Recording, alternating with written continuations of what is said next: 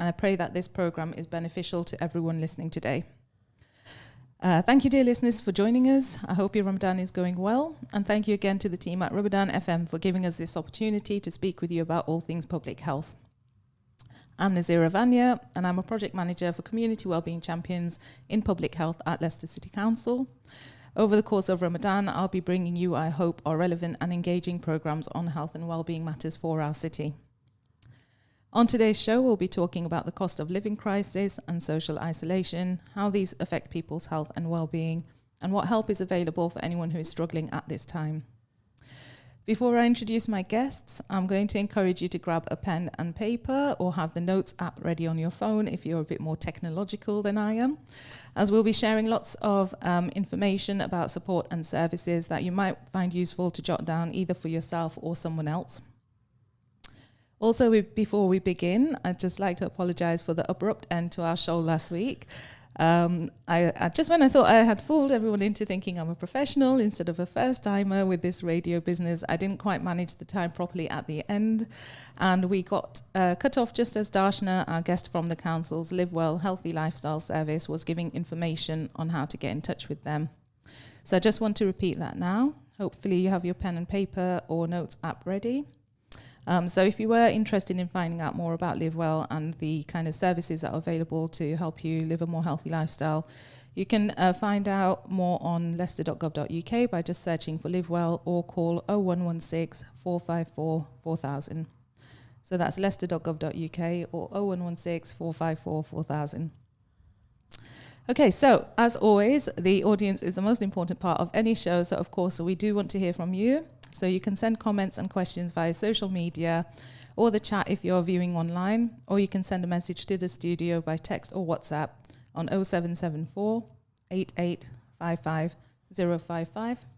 That's 0774 8855 055. So let's get started with the programme by welcoming our guests. Today we're joined by Kate Huszar, Programme Manager for Social Isolation and Community Wellbeing Champions, and Ed Quick, Project Manager for Fuel Poverty, both from Public Health at Leicester City Council. Welcome, Kate and Ed. Hi, Nazira. Hi, Nazira. I'm going to pause there and say that Kate has the added misfortune of being my line manager. So brothers and sisters, please do remember her in your prayers today. So Kate, beginning with you, please tell us a bit about yourself and the role that you play in public health. Okay, thank you, Nazira. So I've worked in public health for about 8 years now. I'm very motivated by health inequalities and addressing those, and I'm really grateful to be working as part of an excellent team as well. As Nazira has already explained, most of my work is around reducing social isolation and loneliness, and we have run a number of projects that address isolation and loneliness in various ways across the city. Okay, thank you, Kate. And Ed, I'm going to put the same question to you now. Please tell us a bit about yourself and the role you play in public health. Sure. So I came on board with public health during the pandemic, and I found it an absolutely amazing place to work, full of people who really care about the people in the city and really want to make a difference. And I fell in love with the whole thing and knew that I wanted to be contributing as best I could. I'm currently a project manager on the Fuel Poverty programme, which is a brand new programme which is looking to try and address the fuel poverty issues that the city has. And I'm also working to support the council's cost of living response. Okay, so we'll be going into all of that in more detail now. The next thing I'm going to ask you now is, why are these areas of work that you cover, why are they important issues for public health? So starting with UK, social isolation, tell us a little bit more about it and what impact does that actually have on people's health? Okay, so social isolation and loneliness are really discrete entities. It's possible, for instance, to feel lonely when you're surrounded by other people. So it's not always just a case of being alone. So when you think about being isolated, it's often a lack of social connections. You don't really see people. You don't go out very much. Whereas loneliness is very subjective. So you can have people around you, but inside you still feel quite lonely and disconnected from people. So there's a number of health risks that are associated with being lonely and isolated. For instance, high blood pressure, heart disease, obesity, having a weakened immune system, and also things of quite more obviously perhaps having poorer mental health, because you're likely to be anxious or depressed and have low mood if you feel lonely and isolated. So also, life expectancy and outcomes if you are ill are generally worse if you are a isolated and lonely person. So it's very important for your general health as well as your social well-being not to be isolated. So in the city, there's around 8% of the city population from our last health and wellbeing survey that we ran in public health. People, about 8% were isolated and lonely. Okay. So it's quite a big issue in the Quite city. significant, yeah, definitely. And that will vary for different communities as well in terms of that level of isolation. Yeah, Okay. quite often it does. Okay, thank you, Kate. Same question to you then, Ed. Fuel poverty, what's that got to do with public health? How does that impact on people's health and well-being? Sure. So I was listening to what Kate was saying, and I was seeing connections between fuel poverty and that isolation, particularly that feeling alone on your own. And if I might come on to that a little bit. But cold homes can cause or worsen a whole range of really serious conditions such as heart attacks, strokes, bronchitis and asthma. And each year around 10,000 people die as a result of living in a cold home. And living in a cold... statistic. It is. And they get worse. I've got more shocking statistics. Okay, brace yourselves, audience. But living in a cold home can also have tremendously bad impacts on your mental health, and it's a known suicide risk factor as well, which is where what Kate was saying really started to hit even as I was sitting listening to what she was saying. It can also have a severe worsening effect on pre-existing chronic medical conditions such as cardiovascular and respiratory conditions, COPD, asthma and heart disease are particularly badly affected by a cold home. But when the property starts to be affected, so damp and mould in properties can be an issue, and that mould and damp particularly damaging to children, but that's going to impact all of your respiratory systems, and it can even make things like eczema worse. Okay, yeah. And these aren't, like you're saying, it's not isolated things. These are quite significant issues for a lot of people, and that's why it's not, you're not alone if you are struggling. And that's why it's a public health thing. It needs a response for the whole population. It's not just little pockets here and there. Yeah, well, from a fuel poverty perspective, a lot of it's connected to the cost of living crisis, because people can no longer afford to adequately heat their homes in a lot of cases. And there's a much bigger picture than that. But if people are having to make the decision or the choice between heating and eating, for example, then that's not only causing physical and mental well-being issues in the home, but we're looking at nutrition, and we're looking at that isolation, that loneliness, that mental health impact. And it's been put to me like this: the issue is around cost of living and everything that's going on around that. But actually, the symptoms are health issues. Yeah, absolutely. And cost of living, like you've mentioned, it isn't just about the price of fuel. So it's heating and eating, but it's also kind of other bills, utilities, the rising cost of food. So do you want to sort of touch on the other kind of issues? When I was thinking about this, I didn't. There are so many different strands in our lives that not being able to afford things impacts, but I'm going to try and keep it to three, because I think if you've got these three categories, it opens all of the other areas. One is being able to heat your home and keep your home well for your families and so on. The second one is eating nutritiously and being able to afford that. We've seen people having to spend more in the shops to buy the things that they need, but because the cost has gone up, they're actually coming away with less. And so people are having to make really difficult choices about the type of food they buy, where they buy it from, and so on. And and then the third strand is the mental health aspect. So if you've got financial difficulties, and never mind if you can't heat your home or you can't afford food, if you've got financial issues, if you've got spiraling debt, due to fuel bills, if you can't afford these things for your family, then I think that's where there's the danger of that isolation. You know, you might have a huge circle of friends, you might be involved in communities, you might have your family around you, but if you're shouldering that financial concern, then I think that can very quickly turn into a very lonely place to be. Absolutely. I mean, we're hearing about things where people, I think isolation and loneliness can and does affect everyone as well across the board. So there's things like if you, people now can't afford things that are possibly classed as non-essential, like gym memberships, holidays, going out for dinner, going out, even meeting a friend in the cafe, things like that become unobtainable because it's money that's better spent towards food or heating the house. But then on the flip side of that as well, even things that are much lower in cost, such as going to a friend's house, may become unobtainable if you can't afford to travel to the friend's house, or if you feel unable to be able to take a gift for, you know, a contribution towards the meal or something like that. And then likewise, as you've said, if your house is damp and cold and unwelcoming, or you haven't got the money to offer a cup of tea or anything, you might not want to invite people back to yours because it's inhospitable, and things like that have a big impact. And I think that you know, what Kate said is exactly right. And I think this is the horrible scenario that we're in, where things like there are many people in the city that can't afford to heat their homes, can't afford that welcome to people. That's a reality. It's really happening. And it's happening to a lot of people because of the broader cost of living crisis, because it's impacting so many people in such a severe way, whether that's rent increases, mortgage increases, the bills have gone through the roof, food is much more expensive.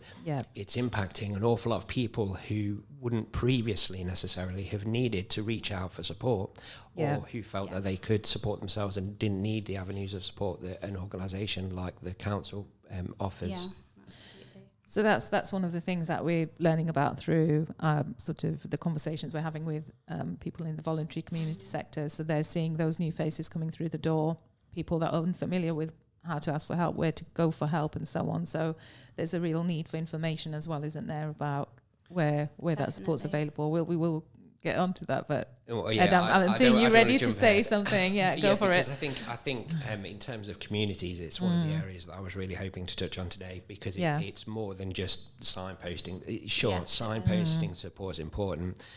But in terms of the cost of living crisis, and we might talk about this more later, but there aren't many good things that you can say about COVID and the pandemic, but one of the great things was what we learned about how we can work with communities to in a really much more focused way. During COVID, we all came together, and as a city, we achieved amazing things in terms of supporting people and looking after people. And a huge part of that was that our community groups, our community leaders were heavily involved in the programs that were being rolled out. Now, Nazira, your world of work is very much about connecting the local authority with those communities. And I think that our response to cost of living crisis and our response to fuel poverty is we're looking to drive it through communities and work with communities to get the programme out there. Yeah, I mean, there are just amazing organisations working really, really hard to meet needs, and this is a challenge for them as well, because the conversations we've had with them is that the increased cost of living affects them in terms of running costs. They're trying to support people's needs, but they've got an increased demand for services, but less resources, as the money that they do have needs to stretch further. So that's a really big impact as well. And then their workforce, so the staff that are working for them, the volunteers that are working for them, are also people with needs themselves perhaps, but also just that carrying that kind of responsibility for helping people out in this difficult time. It's that sort of kind of things piling on top of each other in a sense, aren't they, really? So lots and lots of issues. It isn't all doom and gloom. I'm just going to assure the listeners we are going to come on to kind of useful information and support, but we just wanted to kind of set the picture and really explore the kind of issues that are coming up for people. And you've mentioned, for example, mental health impact, and that becoming also that's increasingly complex. Is that anything you want to expand on, Kate, around that? I think either really having less money than perhaps you had before, and having to manage with a different standard of living, and being isolated and lonely can both be stigmatic and attract a lot of stigma. So if you think, if you lose your job, or that you can't go out as you used to do, or all of these things have an impact on self-worth. So people often do get a lower sense of self-worth just from the circumstances that they might find themselves in. And often that can have a bit of a spiral effect as well, because if you don't then feel like you, because everyone else is still working, you're not, or if everybody else can still afford to do X, Y, and Z and you can't, then at least there's some sort of maybe avoidance of others, and you don't, so avoid situations where you're have to put yourself into social situations that are difficult to manage, because you'll be the one saying, I can't afford to do that, or I don't want to do that, and it could be very, very difficult. Things like splitting the restaurant bill, or that kind of thing, become really troublesome. So it has this kind of spiral effect on and making you a bit anxious about going out and doing things, and then losing confidence as well in these areas. So you have a lot of confidence about your ability to go and make new friends. How do you do that in these changed circumstances? And even turning up to something new and different, because the things that we're going to outline in a few minutes about things that we have on offer that you can go and do that are low cost or no cost, but even sometimes having the confidence to go and do them can be really, really difficult. So that's kind of the sort of a very light impact on mental health cover, but it's really hard to do that, and I think it's something that's very, very important to try and do in these situations, because life often does and will get better, and if we're coming out of the whole pandemic into cost of living, but hopefully there'll be nothing after this and there'll be a lull for a while. Life can, sort of one crisis to another. Let's have some let's have some stability for a while so we can rebuild really as a city.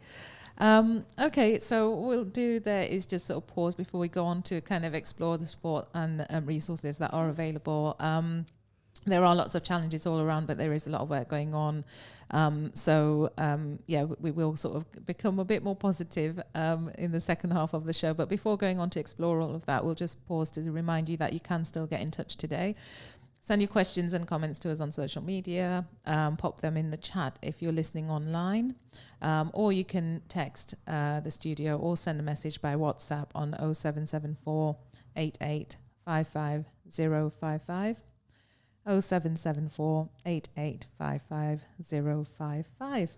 Okay, right. Next. So I'm going to pick on Ed first this time, as I came to you first last time. Okay, so starting with Ed and the Fuel Poverty Programme, can you tell us about what the new programme is and what help is available for anyone struggling with their kind of fuel bills? Sure. So the Fuel Poverty Programme is a link-up piece of work that we're doing with National Energy Action, who are a national charity who have been campaigning and fighting to support people through fuel poverty for about 40 years. So they're very experienced, they know what they're doing. This programme, though, is seen as set up a Leicester-based team who of energy experts who can offer real support, advice and guidance for people who are struggling with fuel poverty. Now, there are 3 strands to the programme. One is an advice service, which at the moment is in its pilot phase, and we're seeing referrals made into the service for people who have got difficulties in their property, have got fuel debt, have got issues around broadly fuel poverty, and we're seeing some really great outcomes for people. Sometimes it's as simple as not understanding an estimated bill, for example. Okay. Sometimes people are being charged quite hastily and quite heavily by energy companies, and the advice program can support them through that. But there are also a whole range of really practical and straightforward things that people can do in their homes to make sure that they're maintaining that property in the right way, and that can make a real difference. The second work stream is education, and this is going to see us taking our fuel poverty messages into primary schools initially to start to teach young children about energy awareness and about all of this really great fuel understanding. I don't know, I've got a little girl who comes home from school and will constantly tell me about what she's learned, and she'll give me the resources that she's looked at, and I'm not ashamed to say that I think Freya might be listening. I'm not ashamed to say that I've learned an awful lot from the things, whether that's oral hygiene or whether that's about finances, all sorts of things she'll come home and teach me about. And we're really hoping that through those children, through those really inquiring and open minds, we can help to spread understanding and awareness about energy. And then the third strand, and this is perhaps the one I'm most excited about, is our training program. Okay. So We estimate that around 40% of people in the city are going to be impacted one way or another by fuel poverty. Now, we've got this great energy advice team, but it's relatively limited team in terms of size, and we're not going to be able to help absolutely everybody. Okay. So what we're looking to do is run a series of training programs for people in communities, for community leaders, and for people who are already working with people who are struggling with fuel and other issues. We want to train them up and empower them to be able to give that energy advice and that guidance, so that they can support people within their communities. Now, we ran our first training course last week. We had members from Sharma Women's Centre, we had members from Highfield Centre, and the course went really well, and we've all come away with a much deeper understanding of what the issues are around fuel poverty, but also around how we can help and support people, the type of advice we can give, and the ways that we can really, really help people to be in a better position around fuel poverty. And that's great, because then there's people that are in communities that people are already familiar with. They go to those centres anyway, and they've got people that are knowledgeable there who can help them out. It makes it much more accessible, doesn't it? In terms of, not, you are right. You're exactly right. More accessible, but this is what I was sort of alluding to earlier: is that unless we're engaging with the community leaders, the people who are trusted in our communities, the people who will be listened to, then we're not going to be able to have the type of impact that we want to have. Yeah. Okay. So that's a programme. There's also a lot of other work that the council are doing, and resources that are available through the council. So things like energy efficiency in the home. Can you sort of touch on that a bit? Yeah, thank you for the prompt there. You're absolutely right. The local authority has an energy efficiency team, and they're linked to all sorts of retrofit schemes, and this is funding that can be used to help people to improve their properties very broadly. Now, our NEA advice team are linked in with the energy efficiency team, and so if you talk to one of our advisors, they'll be able to assess your situation. They'll be able to have a look at what you might be entitled to in terms of those retrofit schemes, and they'll be able to move you through the process of applying if it's a scheme that's suitable for you. Because there are a few different schemes, and they have got. Please don't ask lots me. No, I'm not even. We don't have a radio show long enough to kind of go into the details. They do have a lot of there's a few different schemes, different criteria. It gets quite complicated, and that's why it's so great to have these advisors, because they can guide you through that process. How, I know things are, you mentioned in the pilot phase, but how would people who want this help, how and when should they start get in touch? This is my shameless plug, I guess. Okay, yes, please. Plug. For your cost of living issues and fuel poverty issues, please go to our website or find somebody who can help you get to our website. The council offers so much support around a whole range of different issues. Yeah. And we've worked really hard to move or to make sure that all of the cost of living support is in one place on the website. Yeah. So the very best place you can go to is that website to have a look. Okay. It'll talk to you about things like income maximization. So we've got a program called Better Off. Sorry, I know I'm going on, but it's really important, because people are entitled to all sorts of things that they might not be aware of.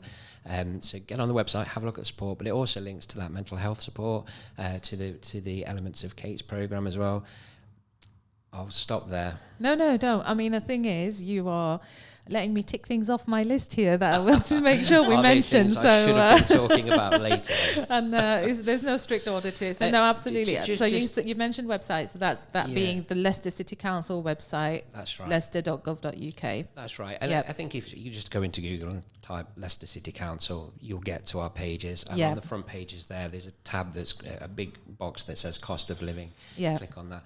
We are driving to put support into communities, and of course we are trying to make sure that support's available through other channels, but for the purposes of this, I think it's important. We've just got one key: go to this place, the support is available there. Yeah, use that as your starting point. Kate, your turn then. So same again, what initiatives are being delivered in Leicester to help address social isolation? Okay, well, there's actually quite a number of initiatives that we've come up with for under our programme. I will say from the off that all of these are either no cost, the vast majority are no cost, or very, very low cost things that you can do. Mm-hmm. Our main programme is called Let's Get Together, and it's based in community centres, libraries and museums predominantly. And so everyone should have something local to them. And in most of the community centres and libraries, you will find a together table which will have something on it, like a jigsaw or an item of interest, a chess set or a board game or something that people can sit and you can sit and have a little play at that, and perhaps have someone to talk to at the table as well. So have a look out for those if you go into one of the centres. Mm-hmm. Then from the community buildings, we have health walks that are on offer from our Live Well service. And they are weekly from 6 locations in the city, and they're about 30 to 40 minutes long. And you have an option to have tea and coffee afterwards, free of charge, and have a chat with the people that you were walking with as well, if you'd like to take part in that. And then there are different types of walks. They're more sociable strolls, and they're more of a cultural and heritage sort of based walks. So it's less about getting your heart to the optimum level and more about wandering around looking at buildings and things, which is more where I am, to be quite honest. So they're very historical. They tend to look at things like former music venues in the city, and a route will be planned around those, and lots of other really interesting things. And again, you have free refreshments afterwards, and they take part usually running from the museum sites and back to the museums afterwards. It's a good way to get to know the city. It is. Because we've got so many layers of history and absolutely. It's very historical, and it builds up with the heritage portfolio, who are putting in more and more blue plaques and things like that. Mm-hmm. So the walks are taking those into account to actually show people what went on in generations before. It's really they're really, really good. And then we also have outside space transformation as well. So these are outside our community centres and libraries predominantly, but you'll see things like raised beds. If people that live near Belgrave Library in particular will be able to see what a difference the volunteer teams have made to the outside space. So growing plants and vegetables, you can learn how to do that. You have some support, and obviously the camaraderie of having people do that with you, which is really brilliant. Mm-hmm. And from there, if you wanted to do more gardening, if you've got really green fingers from doing that, we have our Let's Get Growing scheme as well, which is from our provider TCV, and they do loads of free growing courses, and you can learn about all sorts of horticultural excellence that you can then transform your own gardens with. So if that's what you'd like to do, then there's that as well. You don't need a big garden either, do you to grow something? A little pot, any kind of container can be used to grow something like tomatoes, cucumbers, whatever. Absolutely, And they talk about things like herbs that are really easy to grow too. Because I'm not green-fingered at all. Everything I tend to touch withers and passes on quite quickly. But things like herbs, even I can manage. So they're quite good. And then we also have the seed library operating as well. So if you then get into gardening, you can order free seeds from the library and pick them up from the library as well. So that's another thing that you could do. And related to cost of living, we've been running sessions called Let's Get Resourceful, and they have been focused around helping people keep warm in the home, healthy, economical ways to purchase and cook food, and also how to sew to save, so how to mend things and repurpose things to save throwing clothing away.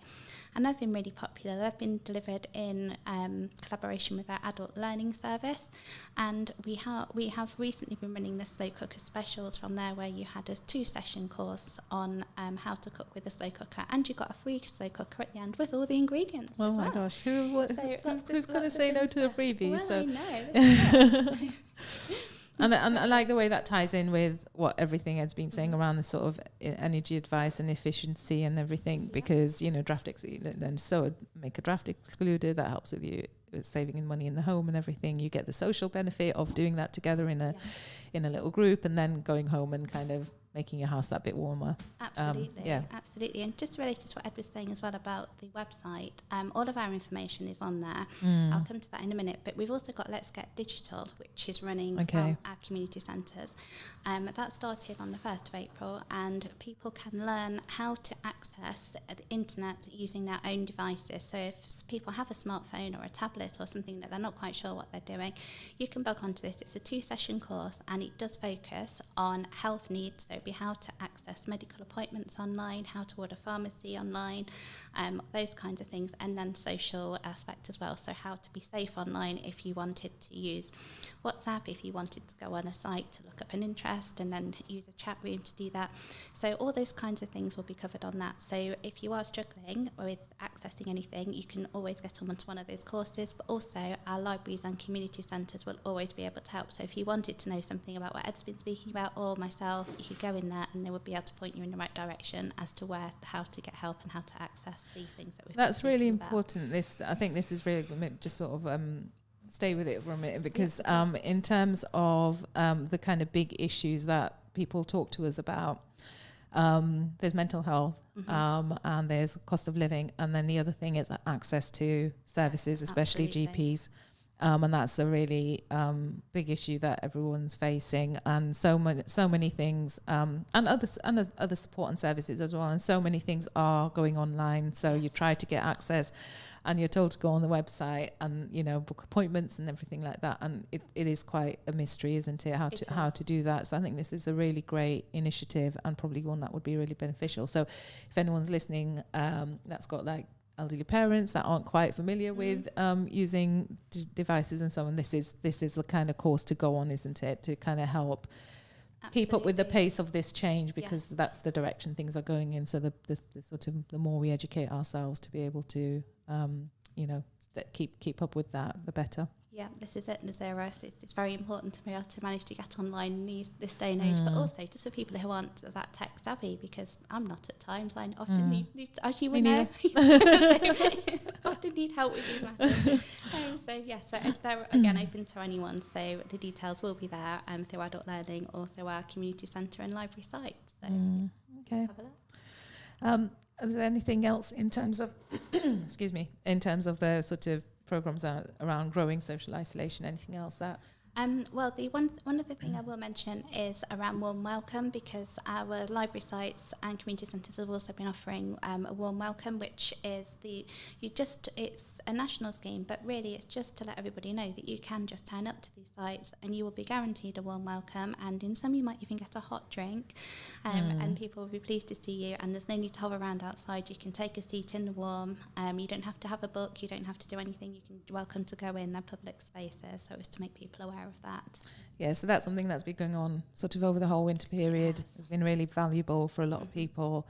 And I think so it is still worth mentioning, though, because we are in April. We might think spring has arrived and we're heading into summer and these things don't matter anymore. So what I'd like us to just sort of go into a little here is, just because winter is over, the problem isn't over, is it? So in terms of the kind of ongoing need, why is it still important to be talking about warm spaces or fuel help and everything?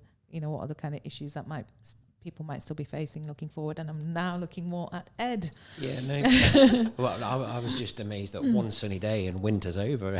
Yeah. So I hope you're right. I think there's a couple of things. One is that it's getting warmer, but it's going to get colder again. And I think we need to make sure where we can, we're as prepared as we can be. We've had snowfall in April, plenty of more so than on Christmas. I'm looking more ahead to sort of the end of the year when things really do start to get cold again. There are things that we can be doing now to prepare ourselves and to prepare our home. Secondly, fuel costs are not just about heating your home. There's hot water. You don't stop using the hot water during the warm period, and the debts that may have amassed during the winter, we need to make sure that those are getting resolved as well, and that's where our advice service can really help people. And then in terms of the cost of living, more broadly, sadly, it isn't just about fuel costs and heating. It's about those wider issues that we've talked about. So no, the work doesn't stop and the need doesn't stop just because it starts and pick up. And I think one of the things around the warm spaces and those other ventures that Kate's talked about, talking out of turn about case, but a lot of it's about tackling that social isolation as well. If you're going and spending time doing these things, picking up new interests, meeting new people, you're getting that support, but also those social isolation elements are being tackled as well. And then, of course, it's about staying warm in the winter, but fuel is also about staying cool in the summer. Yes. And we've had some really blazing hot days. Yes. So do you want to expand a little on that? Well, I think I could talk for a long time about it. I think that's good, because we've still got 10 minutes here. But I've got other things I want to talk about as well. Okay. I think one of the things I will say though is that humidity is a particular issue, and that can start to get worse when things start to heat up as well. We'll through the program, the advice that we're giving, the training and the education, we'll be trying to really inform people about not just, as you say, staying warm, but also making sure that you're not getting too hot. That's particularly important for very young children or for elderly people. Yeah. But also things like humidity, the impact that can have on people's health is a real risk factor as well. But just to return ever so slightly with some of our minutes to talk about how we can access. I wondered if we could just touch on the Wellbeing Champions meeting later in April, and do a little plug for that. Yes, of course you can. So Nazira's team run drop-in meetings for communities. They're online meetings. But the one in April, is it the 19th? Yes, it is. 19th of April. The meeting there is going to focus on the Fuel Poverty Programme. And what we're going to do is talk to people about how they can get their members, their staff, their teams onto our training courses so that we can start that rollout. Okay. And it would be amazing if we could have as many people turn up for that meeting as possible. Okay. Yeah. So that we can get that information out to them without people having to access the website and so on. I think what you've done there, Ed, is just put something on my to-do list. So Kate was nodding, so I guess it's all right. Kate seems supportive of that idea.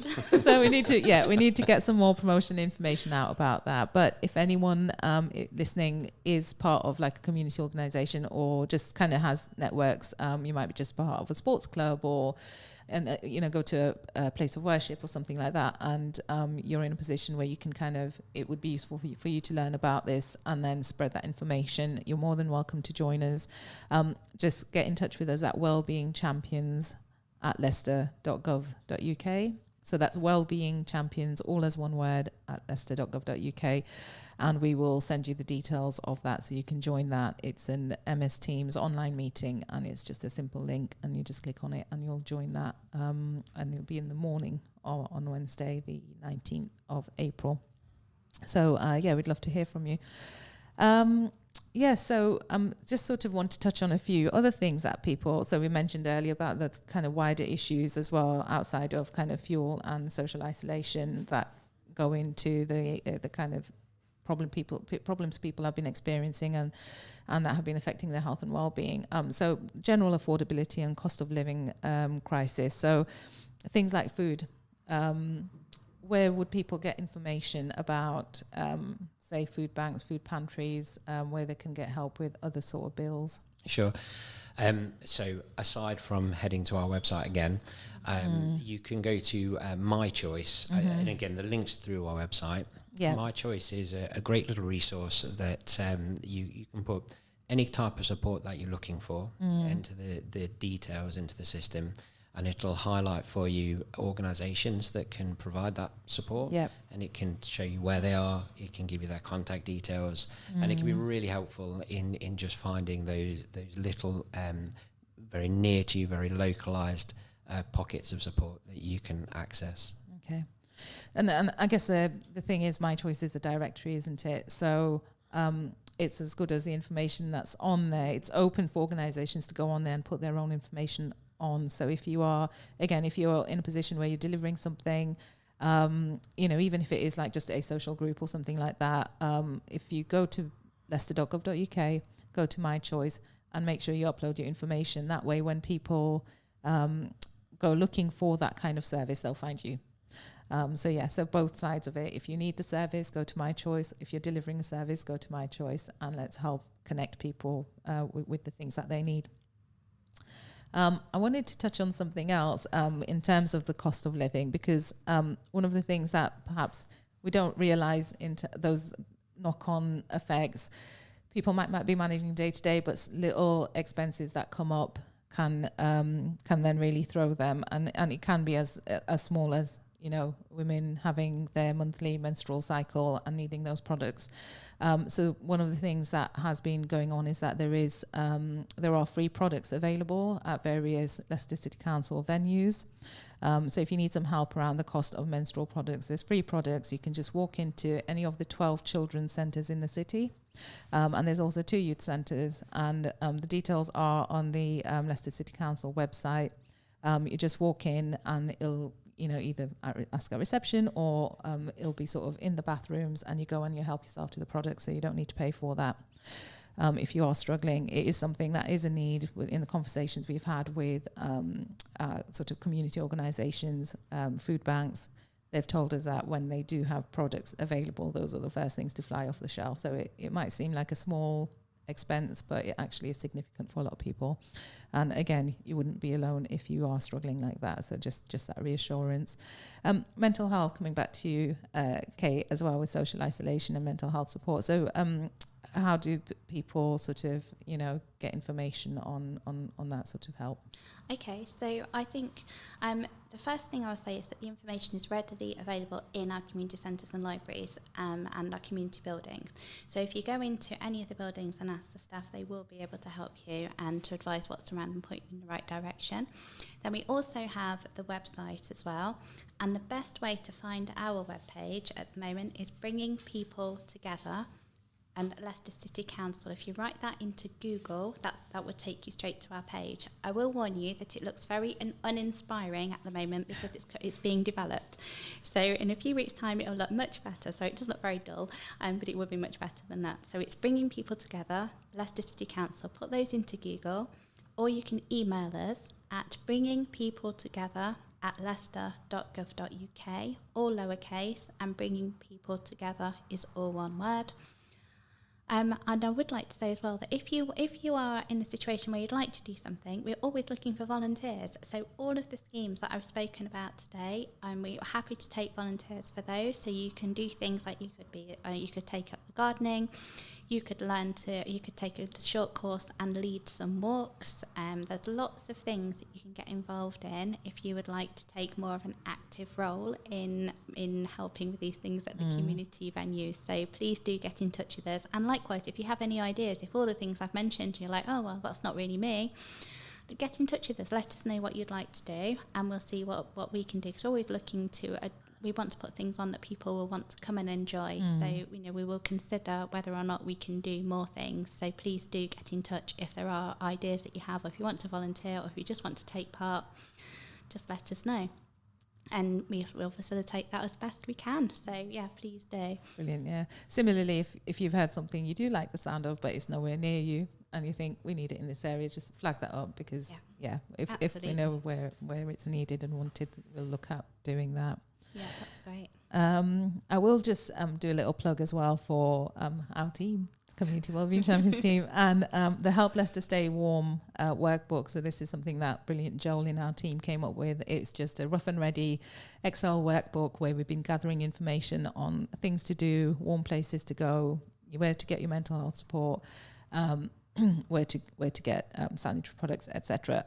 It's something that we send out through the Community Wellbeing Champions mailing list. It's something that other organisations have told us they've found quite useful in terms of being able to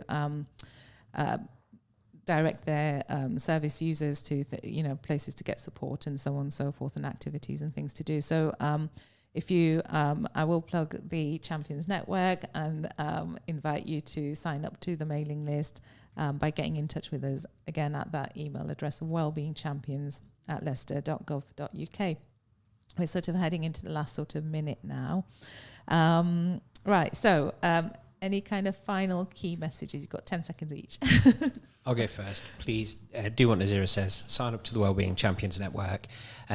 Get involved, and we'll be able to link you up with our Fuel Poverty programme and make sure that we're supporting you and you're helping to support the people you work with.